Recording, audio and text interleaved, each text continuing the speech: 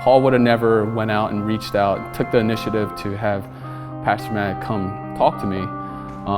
Liberty could have easily been just another church where I just went for a year and then I stopped going.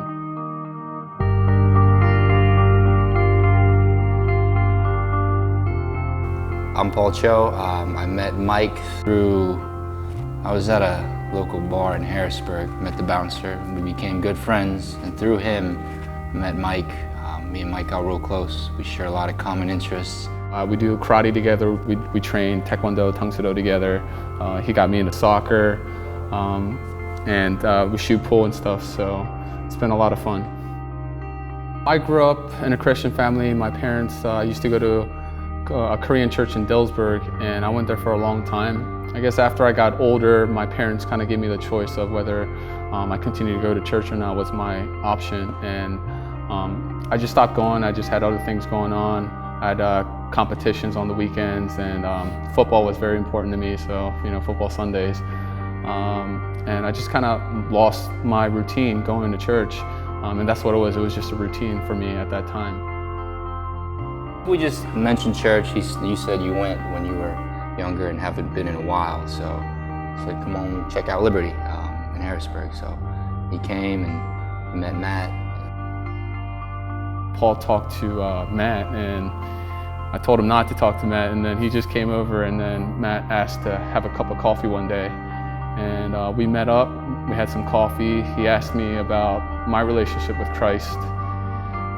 He asked me a very interesting question that I never really thought about. He said, what I would tell a person who's not a Christian, what it is to be a Christian. And my impression was, do more good than bad, earn your way to heaven. And that's what I said to Matt. I needed to really realize no matter how much effort I put into it, no matter how much work and how good I think I am, that it pales in comparison to what Jesus did. And it's actually what he did for us and not what we do. One of the good things about having Mike as a roommate, as a friend, is accountability. We started doing this thing where we meet every Tuesday morning with breakfast. We just kind of chat, what's on your mind, what's on your heart, what are you wrestling with? It's a great way to kind of look out for each other's blind spots.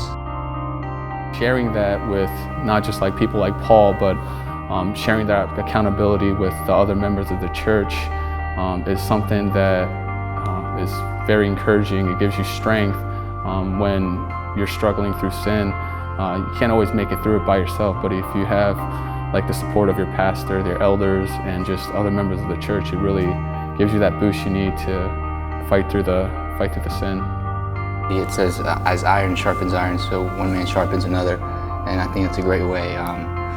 Like we said before, you got a lot of blind spots. They're called blind spots because you can't see them. So you have people look out for each other's backs, call each other out, and you give them permission to do it. You start slipping, say, hey man, you're slipping up, let's get back on track, and it's a lot easier. And it's hard letting people in, but in the big picture, it keeps you grounded in your faith. Most difficult things for me in the beginning was talking about my faith with my students at karate, talking about it with my friends and even strangers. But after continuously meeting with Matt on a weekly basis, we've had some great discussions. And one of the things that I learned was that the gospel is not something that I keep to myself, but something that we share.